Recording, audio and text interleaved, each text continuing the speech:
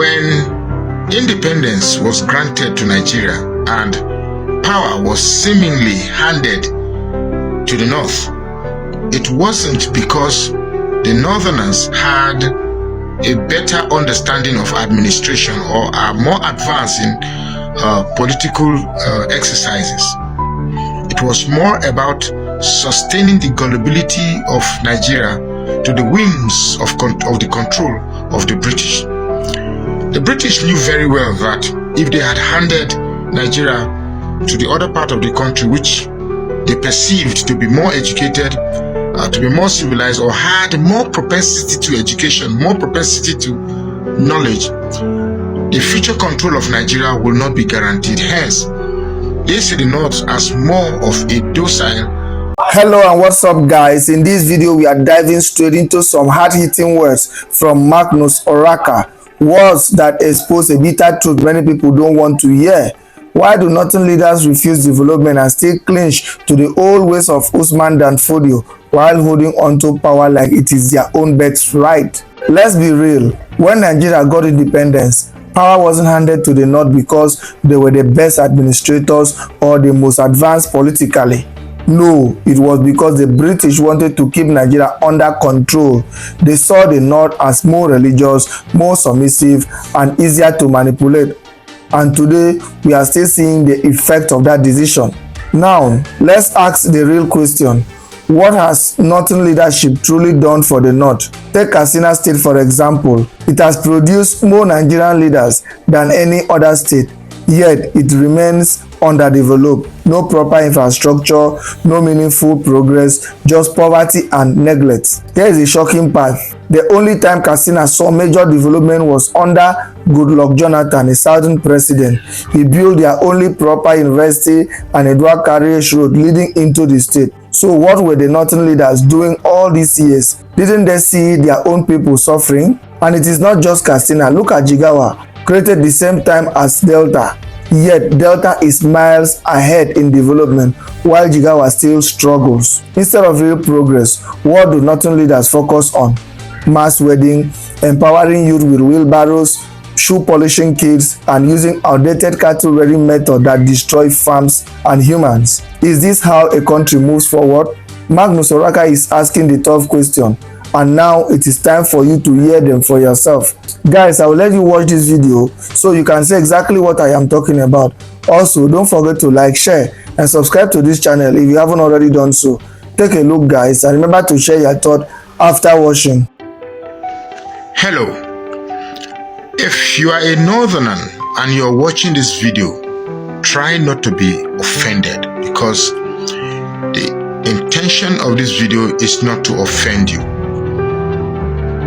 When independence was granted to Nigeria and power was seemingly handed to the North, it wasn't because the Northerners had a better understanding of administration or are more advanced in political exercises.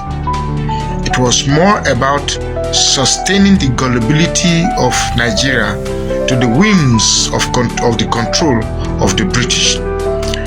The British knew very well that if they had handed Nigeria to the other part of the country, which they perceived to be more educated, to be more civilized, or had more propensity to education, more propensity to knowledge, the future control of Nigeria will not be guaranteed. Hence, they see the North as more of a docile region that is more attuned to religion and baseless inanities. Hence, Nigeria is safer to remain as a docile country if handed to the North than to be handed to the South.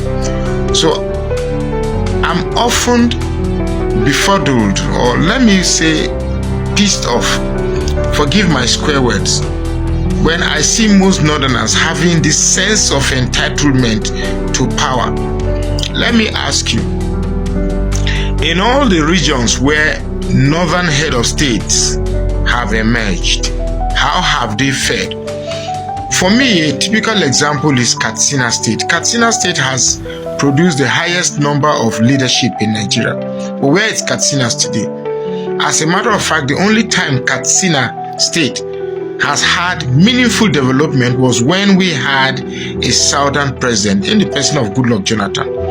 I've been to Katsina before Goodluck Jonathan, and I've been to Katsina after Goodluck Jonathan.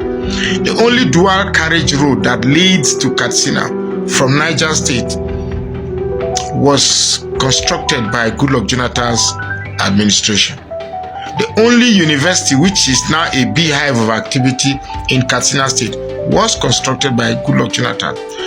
Does that mean that before the administration of Jonathan, the leadership of the north of Katsina State didn't know that the state needed a university, or didn't know that the state needed a dual carriageway? The last time I went to Katsina State, there were not you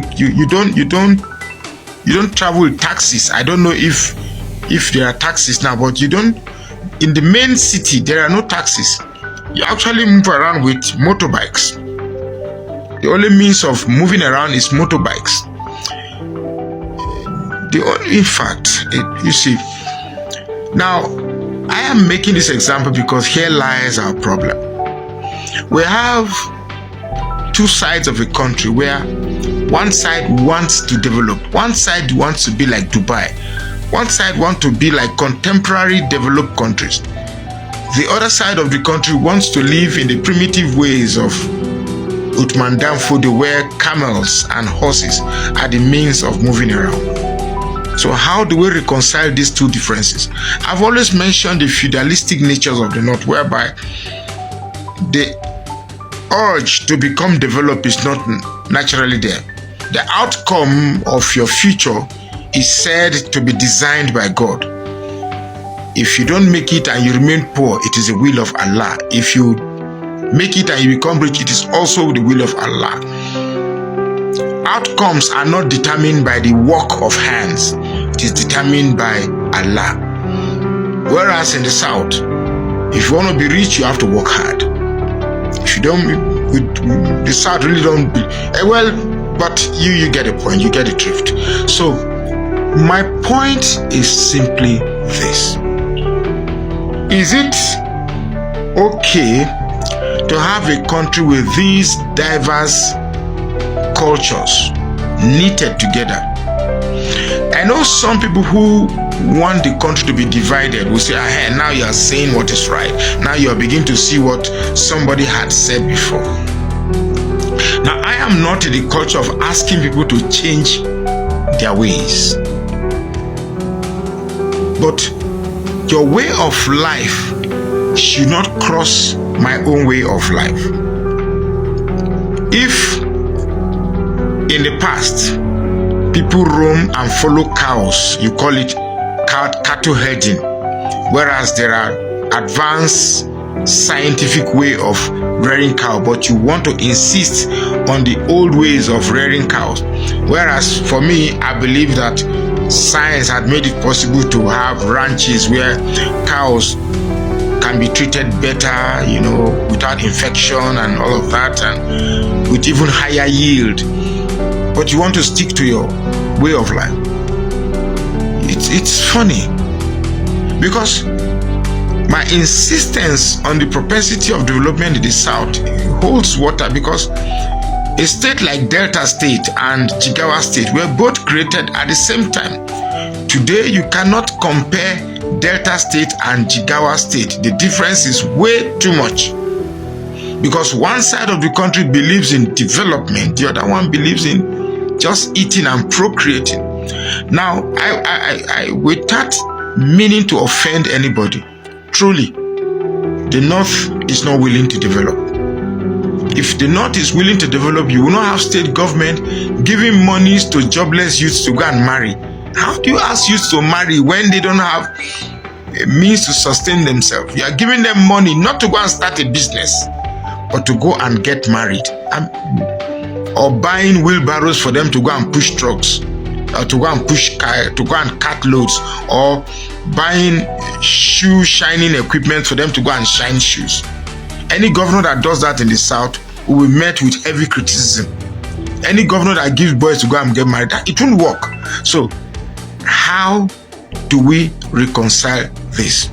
And because I've lived in the North for so long, it appears the Northerners are somehow okay with this backward movement of life. Because I'm sorry, I say this thing with a huge difficulty in me because of the perceived conclusion of my intention, which is not exactly the intention.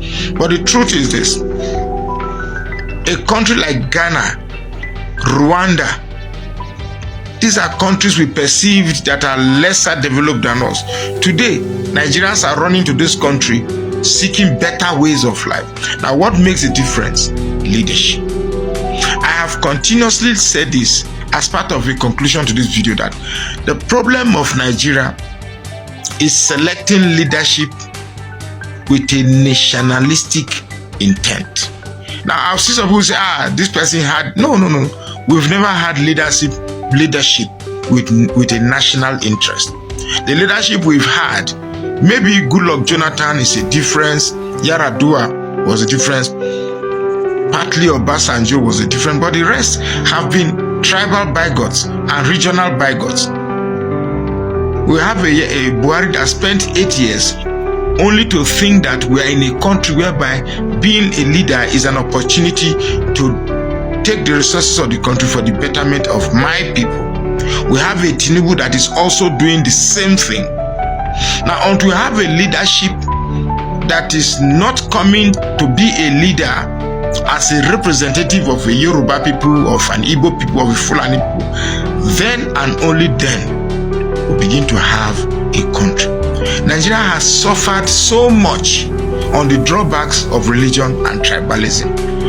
Trust me, if at this generation you are still enclaved by tribalism and religion, then your IQ and intelligence is still very low and Nigeria cannot go forward. I still believe that our strongest focus to getting Nigeria right is a leader that is detribalized and is not religiously inclined. It's funny that the opiate that is used to galvanize the poor masses is religion, and I'm talking about Christianity and Islam. If Nigeria must grow, we must find a way to educate ourselves that we are first Nigerians before our tribal enclave. If we cannot be Nigerians, then Nigeria must be separated into 375. Let every tribe go and form their country. My name is Magnus Oraka. Please follow this page and support this post and support this page now. Thank you.